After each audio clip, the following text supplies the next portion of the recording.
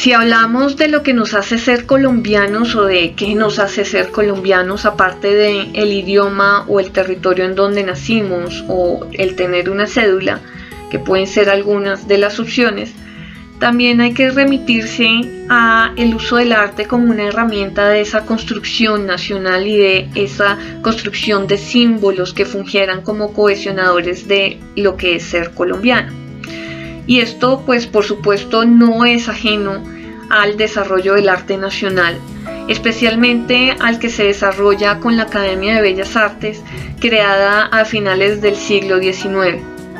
Esta obra que tenemos, El paso del Ejército Libertador por el Páramo de Pisba, de Francisco Antonio Cano, es una pieza emblemática no solo por la historia que cuenta, sino también porque nos habla de ese desarrollo del arte nacional y de la construcción de una identidad a partir de esas gestas históricas y de esos personajes y héroes que hicieron parte de la independencia durante el siglo XIX. Estamos ante una obra cuyas dimensiones no era común en ese momento, debido precisamente a las dificultades para conseguir los materiales y al tiempo que necesitaba el artista para su ejecución. Este tipo de obras tan grandes se hacían era por encargo, y en el caso de esta obra fue durante la conmemoración del centenario de la independencia en 1919, donde la Sociedad de Embellecimiento de Bogotá y la Junta de Festejos Patrios encargaron al artista antioqueño reproducir en un lienzo el boceto presentado, además boceto ganador, en la exposición de Bellas Artes que se hizo ese mismo año. La entidad se comprometió a pagarle al artista 1.000 pesos y el autor debía realizar la obra en un mes. Aunque el contrato se firmó en octubre de ese año, la pintura solo se expuso 3 años después, en marzo de 1922, cuando se instaló en el comedor de la Quinta para actos protocolarios. Pero aparte, digamos, de esa historia de el detrás de quién hizo la solicitud, quién fue el que le pagó al artista, cuánto pagaron por cabe recalcar las características estéticas que lo convierten en una de las obras emblemáticas del desarrollo del arte moderno y académico en Colombia. En este podemos ver cómo hay un claro estudio de la luz, al complementar la atmósfera del páramo que se siente con el uso de colores fríos, especialmente de azules y de violetas. Ahí se siente el frío y lo duro del terreno. Además de ello, evidenciamos también la pincelada del artista y cómo es utilizada para generar toda esta atmósfera, la expresividad además de cada uno de los personajes y su construcción anatómica nos muestran la formación académica del artista y también de esa influencia de los movimientos europeos que se estaban dando en el momento en que Cano tuvo la oportunidad de vivir en París y estudiar allí. Estos personajes que están aquí nos transmiten, en definitiva, esas dificultades que debieron sufrir los soldados y todo el ejército libertador al cruzar los Andes y tener esa zozobra de perder no solo las vidas de sus compañeros, sino además de perderlos el habituallamiento del ejército debido a las dificultades encontradas durante la travesía.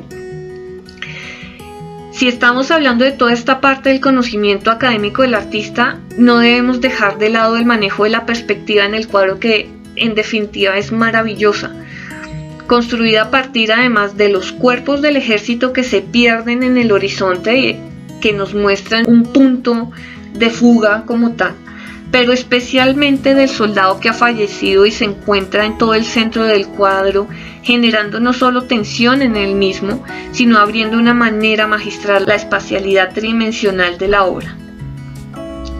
Además, hacer un escorzo como este nos muestra efectivamente todo el estudio que ha tenido el artista de manera académica.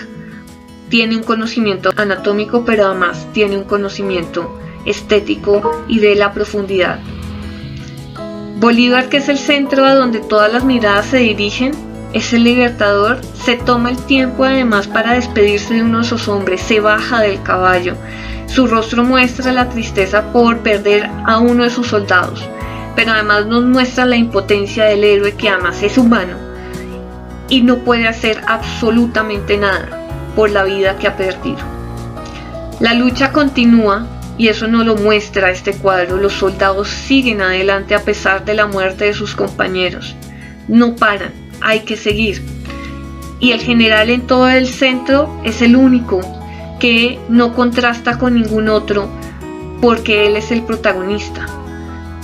Él es el centro de ese cuadro. Aparte de todos estos personajes que lo acompañan, aparece además la representación de un afrodescendiente en un cuadro histórico. No olviden el contexto en el que estamos. Nos muestra además la diversidad de quienes hicieron parte de ese ejército libertador. Ejemplifica además a esa población esclava que fue miembro del ejército patriota en busca además también de su propia libertad. Es por eso que siempre recalcamos que hay que tener en cuenta esos contextos en donde se hacen este tipo de obras y el lugar destinado al que debía ser exhibido el cuadro. En el año 2019 y con motivo del bicentenario se desmontó el comedor de la Quinta de Bolívar para poder exhibir por 3 meses el cuadro en su espacio original. El cuadro fue realizado con las medidas para ese espacio específicamente, como parte de la creación del Museo Bolivariano a principios del siglo XX. Actualmente, pues la obra se encuentra aquí resguardada en nuestra reserva, esperando además una nueva oportunidad para ser exhibida.